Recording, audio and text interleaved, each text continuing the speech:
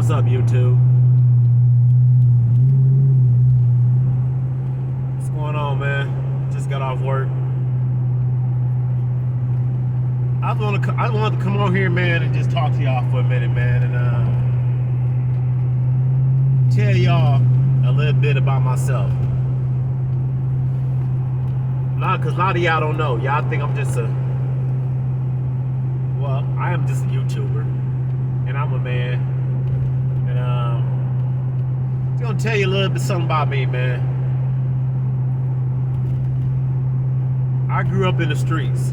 I was once a gangbanger. I was once a drug seller. I was once all these things that a lot of people out here doing right now. Like a lot of these teenagers. I done been through what you're going through right now. I've done what you've done already, or what you're doing. If anybody know about Illinois prisons, anybody know about Stateville, Joliet, Danville, Sheridan, Ladder Dorm, I've been in prisons, man. St. Cloud in Minnesota, Moose Lake, Faribault in Minnesota. If anybody know about any of these prisons, I've been to these prisons already. I got 2 prison IDs. I'm not here to glorify my past. I'm just here to explain to y'all, man, that you can change whatever you're doing. Whatever you're doing right now, if it's gang banging, selling drugs, whatever you're doing, you can turn away from that. You know what I mean? Like, you can do something totally different. You don't have to do that. You know what I mean? And I can relate running the streets, strip clubs, gang banging, selling drugs. I can understand where y'all coming from, man, because I was once doing the same thing y'all doing right now. So I understand. If this one person can relate to what you're going through, it's me. It's me. Been in Cook County Jail, 2L School Wing, Division 5. Anybody know about Cook County Jail? Know about Division 5, 2L School Wing. I've been through there. You feel me? And like I said, I'm not here to brag. I'm just telling you that anybody can change. I'm gonna keep it 1,100% with you. I thought I would never, ever, ever, ever, ever stop committing crimes. I thought I would commit crimes until I die.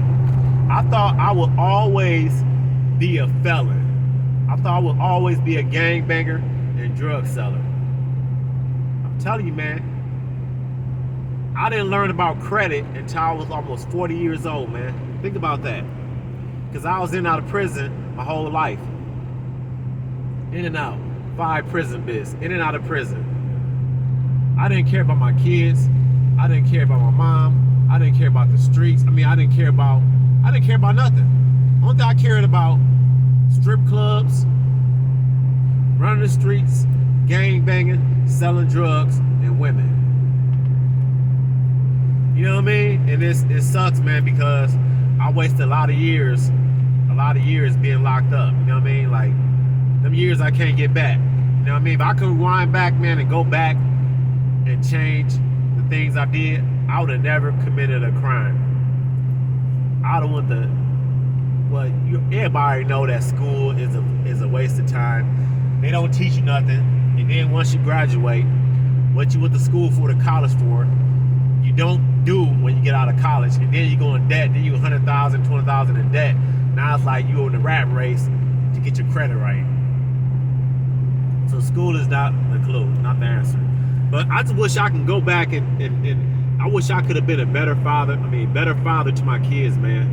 Because I wasn't there. Like, through their teens and them growing up, I was in and out of prison. You know what I mean? And I wasted a lot of years, man, behind bars. And I wish I could take it all back. I wish I could, but I can't. You know what I mean? So I'm gonna tell y'all, man, all y'all young kids out here gang banging, selling drugs and all this, you can change, man, but you gotta want to change. I got a friend that stay in Columbus, Ohio, right? He was a gangbanger, like a super gangbanger. This is how I know God is always watching over me. This is how I know God is always watching over me. This guy was a super gangbanger. He had ARs in his house. He had all type of assault rifles, all type of guns, like a lot of guns, right? right? Young cat, right? Every time I was at home before I went to his house gets shot up. He'd be like, man, my house got shot up, man. I get there, he'll show me. But the crazy part about it is, his house never got shot up while I was there. It's like God put a shield over his house and I felt it. Like God put a shield over his house and protected me and protected him while I was at his house. But every time I left his house got shot up. I'm gonna tell y'all, man, prison ain't what y'all want. See, this they don't tell you the bad things about being in prison.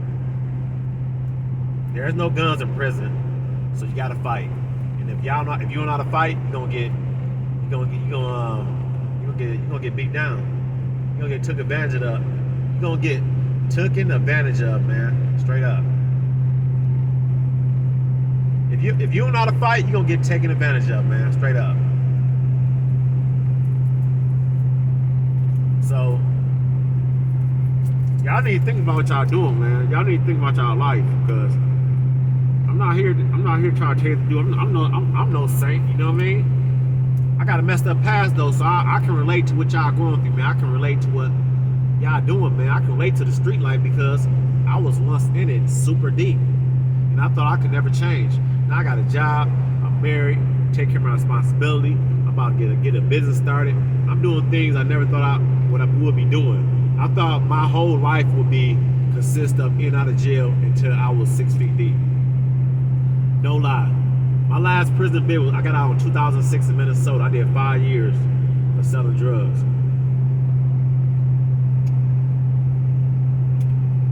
I was the fall guy. Both of the guys I caught the case with, they both told on me. One guy right now, this is how karma works. One guy right now is doing 100 years in St. Cloud, Minnesota prison right now. He got like 100 years right now in St. Cloud, Minnesota. He told on me. The other guy, he was from Detroit, Michigan. He ended up going back to Michigan and getting killed. See how karma works? I didn't do nothing. I went and did 5 years. Both of them got out, went on with their life. One caught a case of a crazy felony, like armed robbery, domestic, all type of crazy ass stuff. Now he doing like 80 to 100 years. The other guy ended up getting killed. And look, God kept me here for a reason. And the funny thing about life is, this is the crazy thing about life. People that you think would tell on you, that you think would snitch and tell, them be the ones that don't say nothing. And them are mostly the quiet ones. The quiet ones, they ain't gonna tell on you. It's the loudmouth ones that's gonna say, oh man, I'm about it, man. I'm not gonna tell, I'm not gonna snitch. I'm down for this shit, man. You the one gonna snitch. They're gonna be looking at telling you that you gonna be snitched. But deep down inside, when you get popped and they get popped, they're gonna be the one telling. The loudmouth is always the one that's gonna tell on the whole team. The quiet ones are the ones that ain't gonna say nothing. And it was crazy when I caught my case in Minnesota in 2001. They was like, man, give us some guns, give us something, tell on your friends, give us anything, we'll let you go. Man, I looked them detectives like, man, you caught me. I ain't got nothing to say to y'all. They're gonna say, well, you're not gonna see your kids for a long time. I'm like, hey, it is what it is.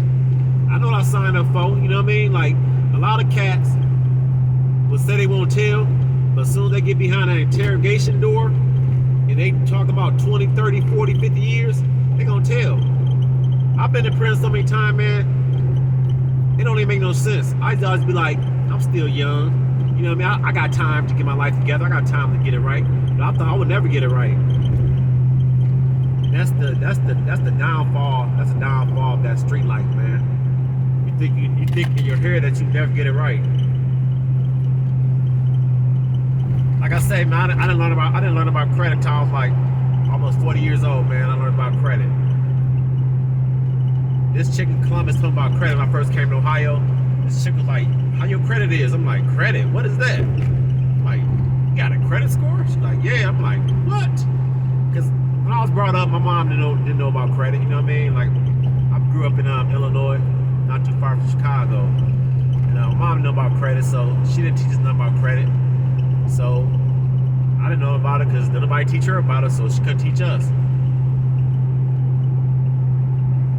But the crazy thing about it is, man, people always saying Black Lives Matter. People always saying Black Lives Matter.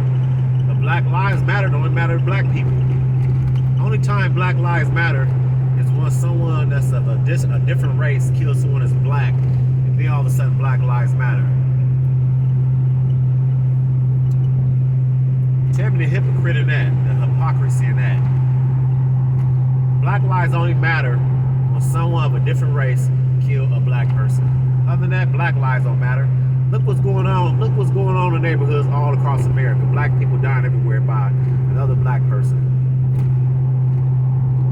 And they always, look, the crazy thing about it is people always go protest in front of the police station.